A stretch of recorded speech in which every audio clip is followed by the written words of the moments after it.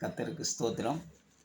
என் அருமை சகோதர சகோதரிகளே, உங்கள் அனைவருக்கும் இந்த காலை தின வாழ்த்துக்களை நான் தெரிவித்துக் கொள்கிறேன்.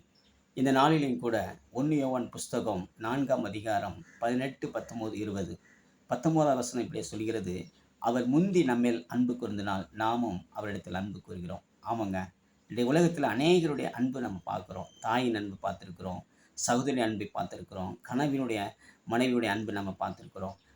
ஸோ இந்த நாள் நம்ம கற்றுக்கொள்ளும் இயேசு கிறிஸ்துடைய அவருடைய அன்பு குறித்து இந்த நாள் நம்ம கற்றுக்கொள்ள போகிறோம். அவர் முந்தி நம்ம மேலே எப்படி அன்பு கொண்டார், தாயின் கருவிலே தோன்றுவதற்கு முன்னாடி அவர் நம்ம மேலே அன்பு வைத்திருக்கிறார். ஸோ நாமும் நம்முடைய வாழ்க்கையில் நம்ம கற்றுக்கொள்ளக்கூடிய விஷயம் என்னென்னா, ஒரு நபர் இந்த பூமியில் நம்ம வாழும் பொழுது ஒரு நபர் நமக்கு அன்பு செலுத்தாட்டாலும் பரவாயில்ல, நாம் அவர்களுக்கு என்ன செய்யணும், அன்பு செலுத்தப்படும். இதுதான் கிறிஸ்துவின் அன்பை நம்ம வெளிக்காட்ட முடியும். ஸோ அன்பு இல்லாதவன்கிட்ட என்னென்னலாம் இருக்கும் அப்படின்னா, பயம் இருக்கும்.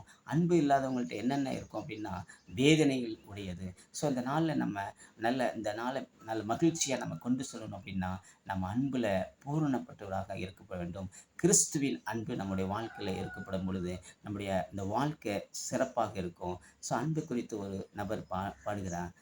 உங்கள் அன்புக்கு முன்னால் இந்த உலக சிறுசுதான், இந்த வானத்தை போல உங்கள் மனசு பெருசுதான், என் நினைப்பாலே இருப்பவரே ஏசையா, உங்களை நினைச்சாலே உள்ளமெல்லாம் துள்ளுதையா.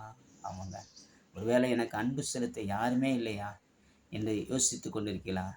தேவன் இருக்கிறார். அவர் முந்தி உங்களிடத்தில் அவர் அன்பு செலுத்துகிறார். God bless you. தேங்க்யூ.